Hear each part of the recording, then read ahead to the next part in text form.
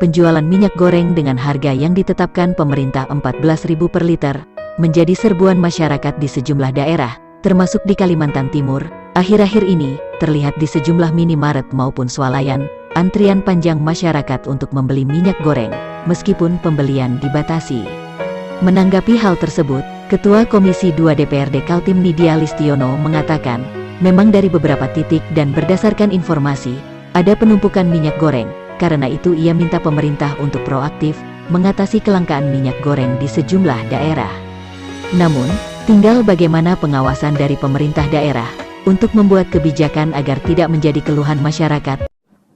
Menurut saya sih sebenarnya cukup-cukup aja ya, menurut saya ya, karena masih ada. Cuma memang di beberapa titik dapat informasi bahwa ada penumpukan terkait minyak goreng ini. Nah ini kita minta kepada pemerintah untuk kemudian proaktif. Pertama minimal kita mengantisipasi dulu ya, bahwa ketika ada berita maka kita minta juga kepada masyarakat untuk kemudian jangan komplain-komplain aja. Maksudnya komplain itu juga yang membangun dan memberikan informasi.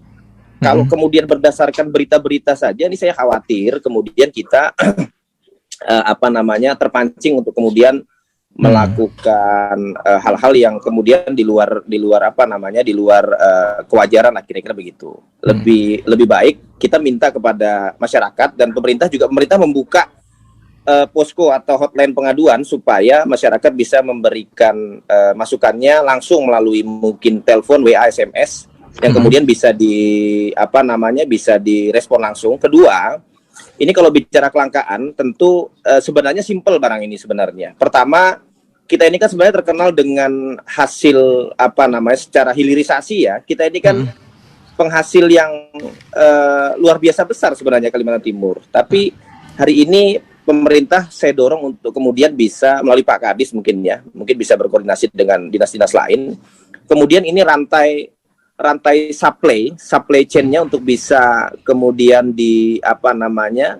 bisa dicek satu persatu di mana kemudian terdapat kebocoran-kebocoran atau pengendapan ya terhadap distribusi minyak ini. Harusnya kalau secara tadi sudah disampaikan Pak Kadis, harusnya kalau secara produksi ketersediaan harusnya ini cukup barang ini. Cuma memang masyarakat kemudian ada kekhawatiran, kemudian melakukan panic buying ya bahasanya yang keren sekarang ya, melakukan panic buying yang kemudian justru secara tidak sadar masyarakat sendiri melakukan penumpukan. Sementara, berdasarkan keterangan Kabid Humas Polda Kaltim, Kombes Yusuf Sutejo, kelangkaan minyak goreng di Kalimantan Timur karena memang pasokan dari produsen minim. Hal itu berdasar hasil pemeriksaan yang dilakukan oleh Satgas Pangan Polda Kaltim di sejumlah gudang milik distributor. Dia juga meminta kepada masyarakat untuk tidak panik dan melakukan pembelian berlebihan, sebab sejatinya stok minyak goreng setiap harinya masih tersedia di pasaran.